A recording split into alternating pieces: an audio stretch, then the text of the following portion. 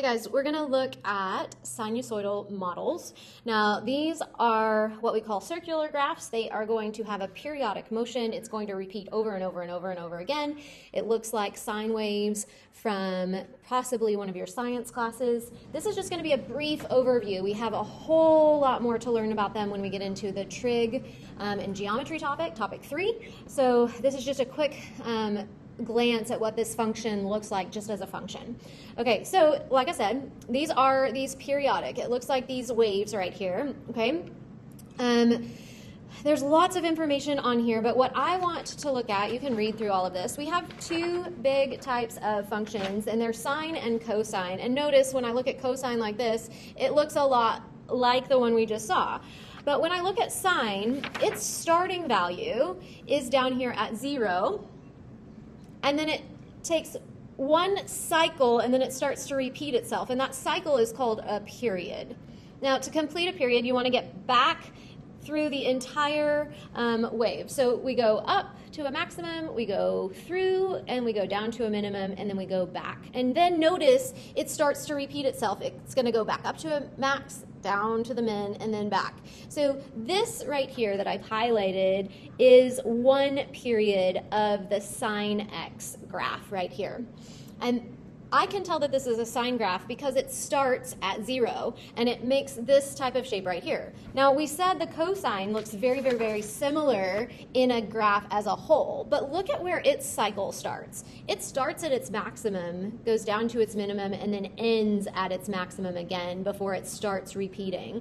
So yes, the overall graph has the same shape, but the starting points of sine and cosine are different. So if your graph starts at a maximum or a minimum on the y-axis, we're talking about a cosine graph. If it starts at 0, or we are going to get some shifts in here, but if it does not start at a maximum, it starts in the middle. So notice we call this right here a midline because it literally goes through the middle right here. So notice sine starts at what we call the midline and then goes up and down and then back to the midline. Cosine does not do that. Cosine starts at its maximum, goes down to a minimum, and then back to a maximum. Now, there are transformations that can happen, right? So sine, I just said, starts at its midline, goes up, down, and then back to the midline. But if I have negative sine, it would go the opposite direction. It would go down to the minimum, back up to the maximum, and then to the midline. Cosine does the same thing. We talked about this one that goes maximum, minimum, maximum. But if I have negative cosine, it would be minimum, maximum, minimum. Okay, so these are kind of the basic trig functions and what they look like and how we can identify which one we're actually dealing with. Now, there are some pieces of each of these that I want you to start to be familiar with before we get into the whole topic 3 stuff. So if I look at example number 1, the graph of f of x equals a sine of bx plus c is given below, but they don't tell me what the a, b, and c are. And we'll talk about this piece in just a second because it's going to help us. But notice these are the same types of transformations that have happened in all of our other functions. We've used a for our vertical stretch and compress. We've used our b as our horizontal stretch and compress. That c is that shift up or down. Okay. Now, we have different names for these. So the c value, because it shifts it up and down, it takes that midline that we were talking about and it moves it. So that central axis is equal to whatever that c value is, y equals c. So that middle gets changed. Amplitude, this is how high from the center the graph goes. And because it's a distance, it is the absolute value of that number. If they ask for an amplitude, it needs to be the positive. And then period is how long does it take to get through a cycle. Okay, so I'm going to show you mathematically how to do this. So if I want to find my c value, which is my central axis, mathematically, you can do this by doing your maximum point plus your minimum point dividing by 2.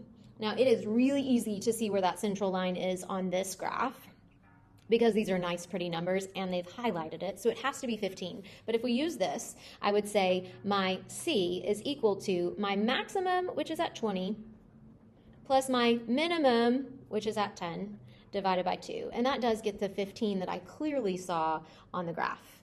Now, amplitude on this graph, because the nice, pretty numbers, is easy to see as well. Amplitude is how high or how low does it go? What is the distance from the center line? Well, I can tell that's 5. But if I want a formula, something to think through. It is our max minus the min divided by 2. Okay, so let's try that and make sure we get 5. So maximum, we said was 20. So this is our A, our amplitude, 20 minus the minimum, which is 10, divided by 2. And indeed, that does get the 5 that I clearly saw on this graph.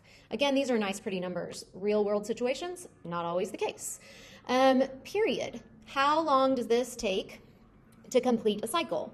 Well, normally on the parent function, if you notice back on these, it took 360 degrees. That's what our x is related to. It's the degrees that you're taking for sine. So this took 360. That's the parent. Same thing with cosine, took 360 degrees to finish the cycle. But this graph is only taking 8 to complete one sine wave. So we use this formula right here. The period, which they're calling t, is 8, equals the normal period, 360, divided by my b value. And now I can solve to get that stretch or compress that's horizontally happening. So I multiply by b, so 8b equals 360, divide by 8, and b ends up being 45. Now that I have a, b, and c, I can just write the function. So f of x equals a, which was 5, sine of 45x, plus my c, which was 15. And if I took this into my calculator, I could see a graph that looks like this if I adjusted my windows to see this. Looking at the next one, example 2, they go ahead and tell me this is going to be a cosine graph, but I can tell by looking at it, it goes maximum, minimum, maximum. So one cycle is happening here. So indeed, it is a cosine graph that is happening right here. But same types of things to find your A's, your B's, and your C's. So A is your amplitude. So if we mathematically do this, it is maximum at 20 minus my minimum, which is down at negative 10, divided by 2. So when I do this, I get an amplitude of 15. My B value, that's my period. Remember, the period was, or that's going to help me with my period. So T equals 360 divided by B is the formula that I showed you a second ago. That's what we do to find our B value. Well, this took 180 to finish. So my T in this case is 180 equals the normal period of 360 divided by B. And hopefully you can do that algebra, but B ends up being 2. And then C, that's my midline, that's that central axis. So C equals max 20 plus the minimum negative 10 divided by 2, which is 5. Now, if I look at this, definitely the middle, the midline, is happening at the 5. And then from 5 to 20, that's 15, like the amplitude. So again, I could have seen all of this from the graph. Probably the only thing that I'd have to work out is the B, potentially. So now I can write it, f of x equals A, which I got as 15, cosine of bx, so 2x, plus my c, which is 5.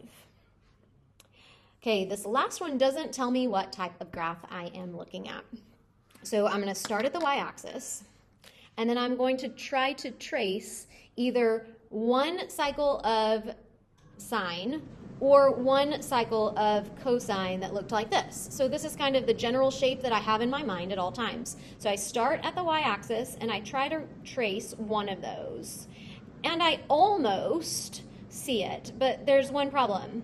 Instead of going up, down, back to the middle, this one is going down, up, and then back to the middle, okay? But just seeing this kind of S-type shape rather than the V or the U-type shape, whatever you want to think of, is I think this is a sine graph, or it's related to sine.